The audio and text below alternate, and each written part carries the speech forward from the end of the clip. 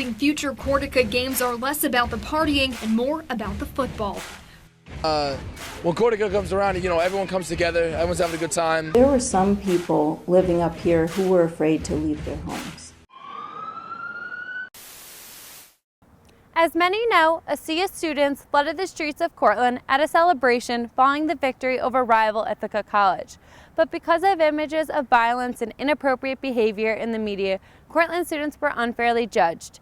It is clear to many that November 16th of 2013 did not accurately portray Cortland students in their entirety. But for the rest of you skeptics out there, 20 CSTV wanted to take this opportunity to showcase the many facets of life as a SUNY Cortland student. Cortland has become our life for the 4 short years that we reside here, and it's our duty and responsibility to give back to the community that has so generously shared its home with us. Let's show the community what it means to be a true Red Dragon.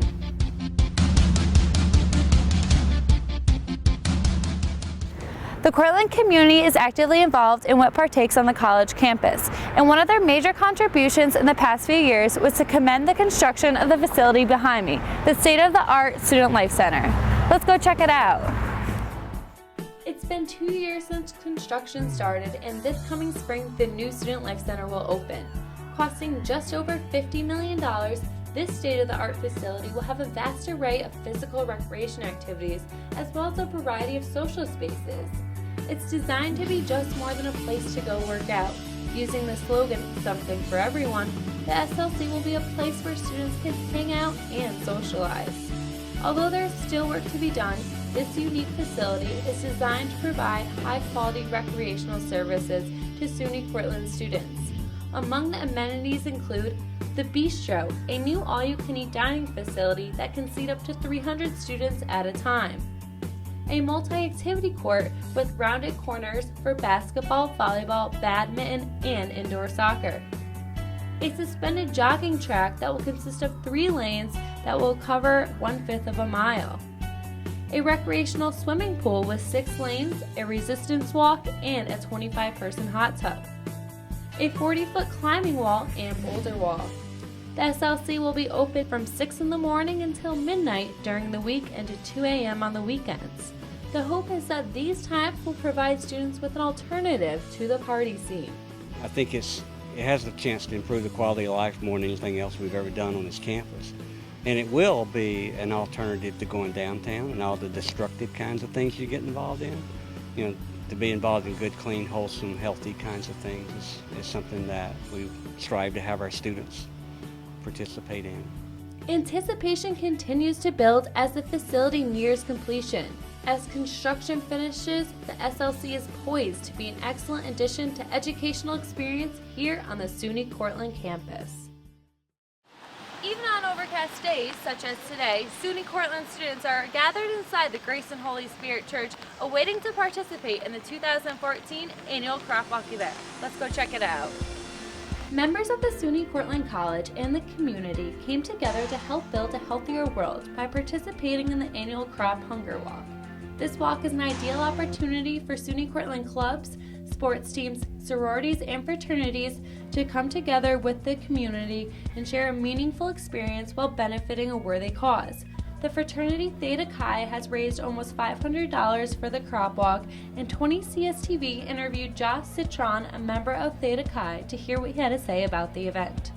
The community does a lot to welcome in college students and treat them like family for the 4 years that they're here, so it's good to prove that we can give something back to them.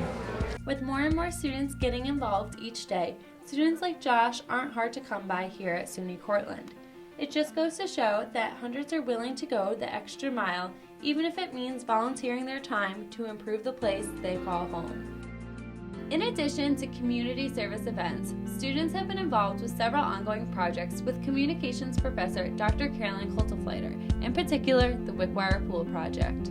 Wickwire Pool Project originated in the spring of 2012. To save the Wickwire Pool, it was going to require a $1 million campaign. The students were so jazzed to get involved that we created the template, and it was time is running out, save the Wickwire Pool.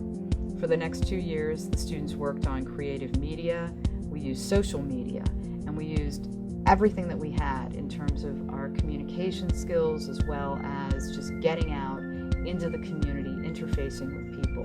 When all of these actions are added together, they really do make a difference. After attending SUNY Cortland for just a few short years, you begin to recognize the vital role that the community plays alongside the campus. For those alumni who decide to return the favor and invest in the community are those who truly demonstrate Red Dragon pride.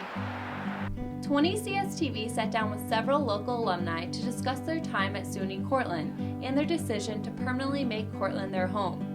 Harry and Mary Alice Bellardini met in the community while pursuing their degrees over 50 years ago. When we came back, we got the job, so we've been here ever since. It was a no-brainer to want to come back here.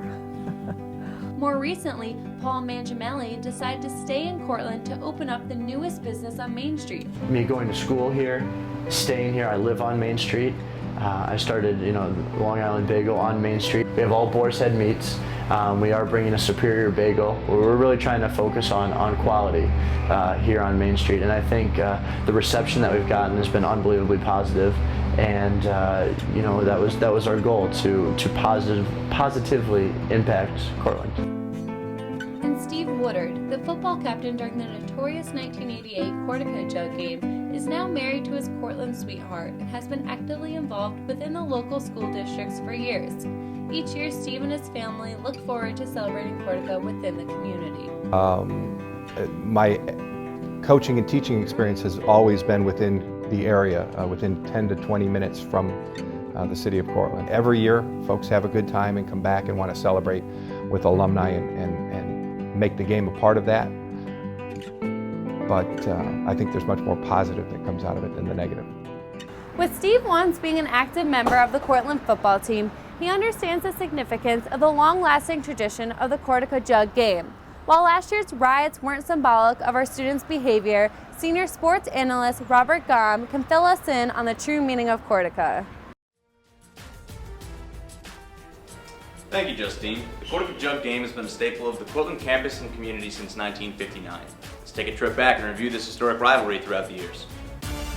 Since 1930, SUNY Cortland and Ithaca College have come together to compete at what Sports Illustrated has dubbed the biggest little game in the nation.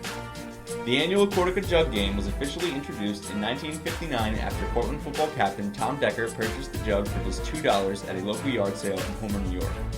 Decker paired up with Dick Carmine, captain of Ithaca College football, in what would change the lives of Bombers and Red Dragons for years to come.